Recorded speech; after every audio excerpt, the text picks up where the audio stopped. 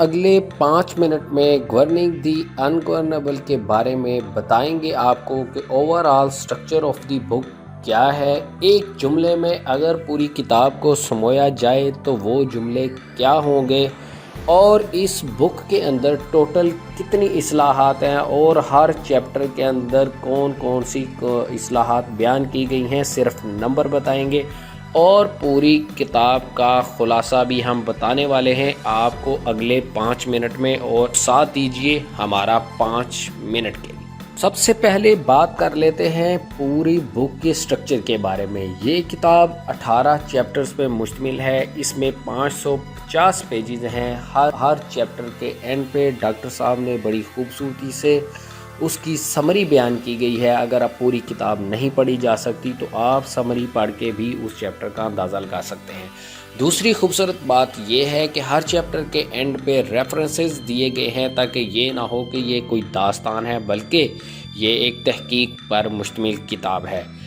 اس کتاب کے اندر ڈاکٹر صاحب نے 1947 سے لے کر 2015 تک کی پاکستان کی تاریخ، معاشی اور معاشرتی ترقی کی تاریخ لکھی۔ سب سے پہلے یہ کتاب 2018 میں آکسفورڈ یونیورسٹی پریس کی طرف سے پبلش کی گئی۔ اس کتاب کا پہلا چیپٹر انٹروڈکشن ہے اور آخری چیپٹر کنکلوژن ہے، اور آخری سے سیکنڈ لاسٹ چیپٹر جو ہے وہ کمپیریزن کیا گیا ہے ادر کنٹریز سے۔ اب ہم آتے ہیں اس ویڈیو کے دوسرے پارٹ کی طرف، اور وہ یہ ہے کہ اگر اس کتاب کو ایک جملے میں سمویا جا سکے، جو ویسے تو ناممکن لگتا ہے، لیکن ہم نے ایک اپنی جو ہے ایک کوشش کی ہے، ہم وہ جملے بھی آپ کو بتاتے ہیں۔ ایک جملے میں کتاب کو بیان کیا جائے تو یہ کہا جا سکتا ہے کہ پاکستان کے عروج و زوال کی داستان ہے، یا یہ بھی کہا جا سکتا ہے کہ یہ پاکستان کی معاشی اور معاشرتی ترقی و تنزلی کی تاریخ ہے، یا یہ بھی کہا جا سکتا ہے کہ یہ ان تمام عناصر کی تاریخ ہے جو پاکستان پر کسی نہ کسی طرح اثر انداز ہوتے رہے اس کی ترقی اور تنزلی میں۔ یہ بھی کہا جا سکتا ہے کہ یہ ان وجوہات کی تلاش ہے جن کی وجہ سے پاکستان نے 1990 تک تو ترقی کی، لیکن 1990 سے 2015 تک سوال کا شکار ہوتا رہا ہے۔ اس کتاب کے اندر جو ہم نے گنی ہیں، ہمارے مطابق اس میں ٹوٹل 60 اصلاحات بیان کی گئی ہیں۔ 18 اصلاحات provincial and federal government chapter میں بیان کی گئی ہیں، 6 اصلاحات لوکل گورنمنٹ چیپٹر میں بیان کی گئی ہیں، 7 اصلاحات دا سول سروسز میں بیان کی گئی ہیں، 7 دی جوڈیشری چیپٹر ہے اس میں بیان کی گئی ہیں، 4 اصلاحات دا لیجسلیچر میں بیان کی گئی ہیں، 11 اصلاحات ٹیکس ریفارمز کی مد میں بیان کی گئی ہیں، اور 7 ریفارمز جو ہے ریسٹرکچرنگ آف کی انسٹیٹیوشنز میں بیان کی گئی ہیں، جبکہ یہ بھی کہا جا سکتا ہے کہ ریسٹرکچرنگ آف کی انسٹیٹیوشنز چیپٹر جو ہے پورا کا پورا اصلاحات پر مبنی ہے۔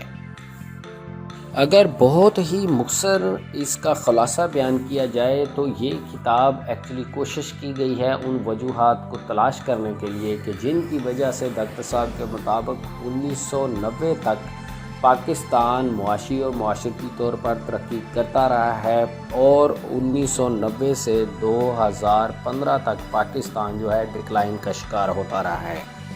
1990 تک پاکستان جو ہے ٹاپ 10 ڈیولپنگ کنٹریز میں شمار ہوتا تھا۔ پاکستان جو ہے چائنا، ویتنام، انڈیا اور ایون کہ بنگلہ دیش سے بھی کافی آگے تھا۔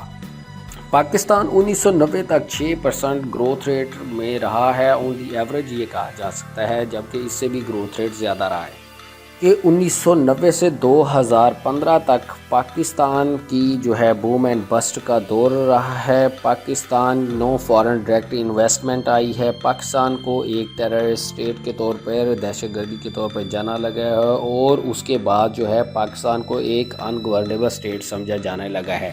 یہ 1990 سے 2015 تک ہوا ہے۔ ڈاکٹر صاحب نے اس میں 5 ہائپوتھسس کو بھی ریجیکٹ کیا ہے: security state syndrome, garrison state syndrome اور فارن ایڈ سنڈروم وغیرہ۔ اب نے 1990 کے بعد پاکستان کے زوال کی جو ہے وجہ جو ہے مین یہ ہے کہ وہ انسٹیٹیوشن ڈکے کی وجہ سے ایسا ہوا ہے۔ علاوہ بھی ڈاکٹر صاحب نے کوئی 13 فیکٹرز گنوائے ہیں، جس میں 7 انٹرنل فیکٹرز ہیں اور 6 جو ہے ایکسٹرنل فیکٹرز ہیں، جن کی وجہ سے 1990 سے 2015 تک پاکستان ڈکلائن کا شکار ہوتا رہا ہے۔